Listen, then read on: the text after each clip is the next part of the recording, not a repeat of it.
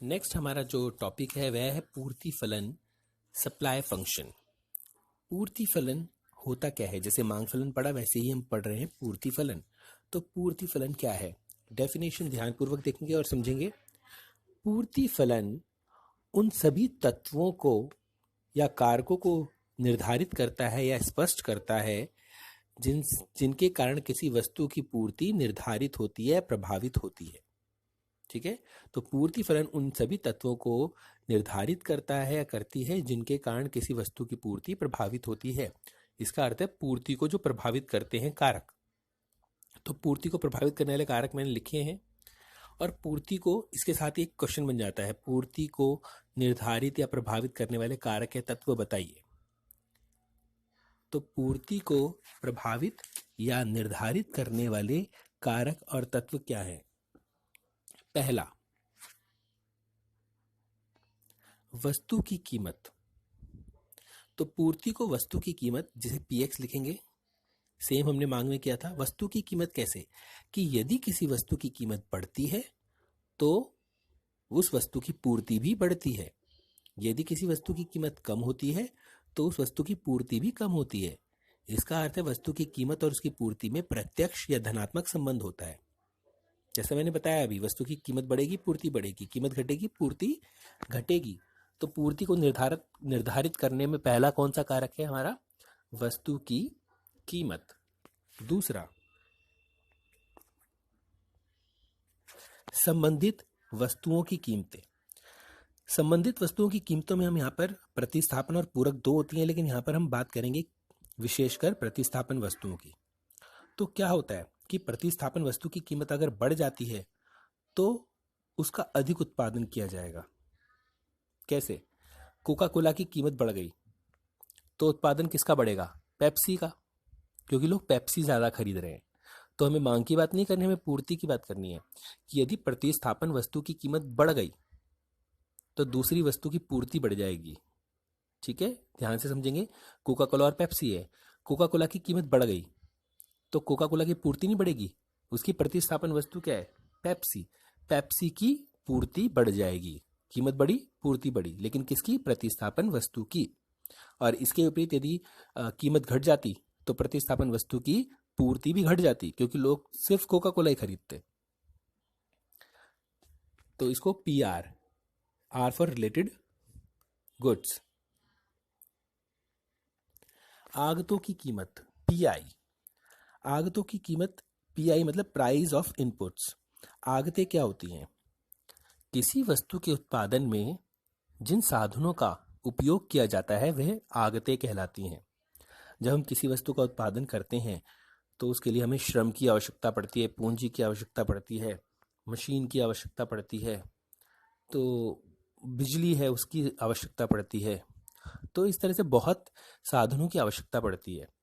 और यदि आगतों की कीमतें बढ़ जाएं, इनमें से कुछ साधनों की कीमतें बढ़ जाएं, लेबर महंगी हो गई, ठीक है, या फिर बिजली महंगी हो गई, तो क्या होता है कि यदि अगर आगतें बढ़ रही हैं, साधनों की कीमतें बढ़ रही हैं, तो उससे वस्तुएं महंगी बनेगी, उनकी लागत बढ़ जाएगी, और इससे क्या होगा? इससे पूर्ति कम हो जाएगी। याद रखेंगे, ऋणात्मक संबंध है कि यदि संसाधन या साधन जो हमारे हैं, जो जिनके द्वारा वस्तुओं का निर्माण होता है, वह महंगे हो जाएंगे तो पूर्ति कम हो जाएगी।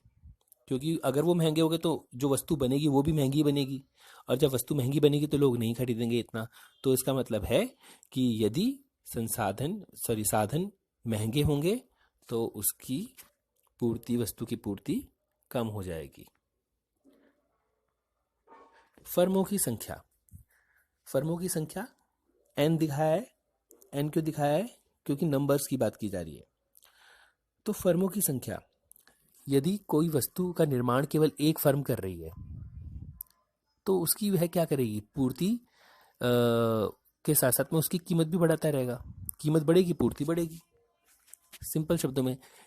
और यदि फर्मों की संख्या अधिक होती जाएगी, फर्मों की संख्या बहुत ज़्यादा हो जाएगी, तो फिर ऐसा नहीं हो पाएगा कि कीमत बढ़े ना बढ़े, पूर्ति तो बढ़ी जाएगी, क्योंकि बहुत सारी फर्में जो वस्तुओं का उत्पादन करेगी।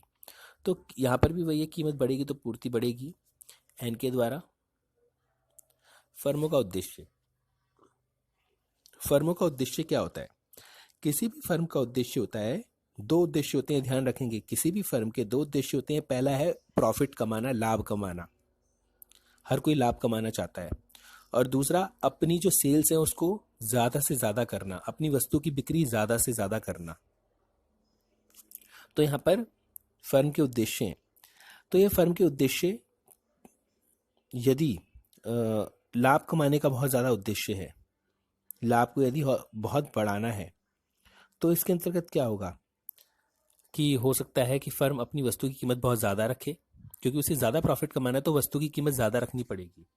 और यदि वस्तु की कीमत ज़्यादा रखेगा तो उससे क्या होगा, उससे उसकी पूर्ति भी अधिक होगी।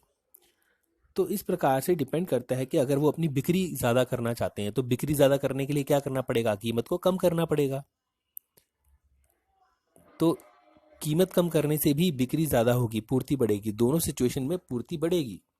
लेकिन ध्यान क्या रखना है कि उद्देश्य क्या है हमारा फर्म का, लाभ अधिक कमाना है। दोबारा सुनेंगे, लाभ अधिक कमाना है तो वस्तु की कीमत अधिक रखनी पड़ेगी। और यदि बिक्री अधिक करनी है तो वस्तु की कीमत कम रखनी पड़ेगी। यहां पर हमारा है जी फॉर गोल। उत्पादन तकनीक। उत्पादन तकनीक, टेक्नोलॉजी इसलिए टी बताया है। यदि हम अच्छी तकनीक का इस्तेमाल करेंगे, नई तकनीक का, नई टेक्नोलॉजी का इस्तेमाल करेंगे तो पूर्ति बढ़ेगी। और यदि पुरानी टेक्नोलॉजी का, पुरानी मशीन्स का इस्तेमाल करेंगे तो पूर्ति घटेगी। तो सिंपल सा रिलेशन है उत्पादन तकनीक में कि यदि हम उन्नत तकनीक का प्रयोग करते हैं तो क्या होता है, हमारी उत्पादन तकनीक अगर अच्छी होगी तो पूर्ति में वृद्धि होगी, यदि पुरानी या घटिया होगी तो पूर्ति में कमी होगी। इसके अलावा यहाँ पर 6 बता दिए, ये देखेंगे। जीपी का अर्थ है गवर्नमेंट पॉलिसी। गवर्नमेंट पॉलिसी कैसे कि यदि सरकार समय समय पर नई नई नीतियां लाती है उद्योगों के लिए, तो एक छोटी सी देखते हैं, यदि टैक्सेस लगा देती है गवर्नमेंट बहुत ज़्यादा तो पूर्ति क्या होगी, कम होगी ज़्यादा होगी? खुद सोचिए, बहुत ज़्यादा टैक्सेस लगा दिए तो पूर्ति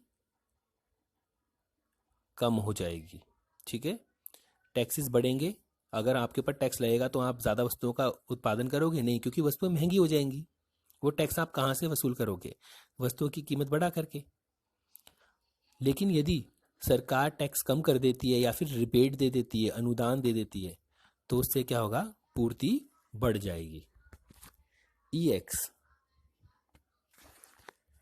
का अर्थ क्या होता है, भविष्य में कीमत परिवर्तन की संभावना, इसलिए लिखा हुआ है एक्सपेक्टेशंस ऑफ प्राइस। ठीक है, तो वस्तु एक्स की कीमतों में परिवर्तन की संभावना। यदि उत्पादकों को ऐसा लगता है, जो वस्तुएं बना रहे हैं उनको ऐसा लगता है कि वस्तु की कीमत में वृद्धि की संभावना है या फिर आने वाले समय वस्तुएं महंगी हो जाएंगी, तो वो क्या करेंगे, वर्तमान में पूर्ति कम कर देंगे। ध्यान से समझेंगे, मुझे लग रहा है कि चीनी भविष्य में बढ़ने वाली है, महंगी हो जाएगी, तो मैं चीनी बनाने वाला हूँ। मैं क्या कर रहा हूँ, बना तो रहा हूँ लेकिन बाजार में बेच नहीं रहा, कम बेच रहा हूँ, क्योंकि मुझे पता है कि आज मेरी चीनी 40 रुपए की है, कल वो 60 रुपए 80 रुपए में बिकेगी। लेकिन यदि उत्पादक को पता चलता है भविष्य में चीनी सस्ती हो जाएगी, क्योंकि अब है ना मौसम आ गया है, गन्ने बहुत उग गए हैं, अच्छी फसल हुई है, अब सब चीनी बनाएंगे, तो उसने में चीनी की कीमत कम हो जाएगी, तो वो क्या करेगा, वो जो चीनी है उसके लिए पूर्ति को अधिक कर देगा वर्तमान में। तो इस प्रकार से भविष्य में कीमत में परिवर्तन क्या होगा, उसके ऊपर भी डिपेंड करता है। तो बेटा यहाँ पर हमने 2 चीज़ें पढ़ी हैं। पहला पूर्ति फलन, कि पूर्ति फलन क्या होता है। पूर्ति फलन उन सभी तत्वों को निर्धारित करता है जिससे किसी वस्तु की पूर्ति प्रभावित होती है। और कौन से तत्व हैं वो, ये तत्व जो हमने पढ़े हैं, यह है सारे तत्व। तो यहाँ पर 2 प्रश्न हो गए, पूर्ति फलन क्या होता है और पूर्ति को निर्धारित करने वाले कारक।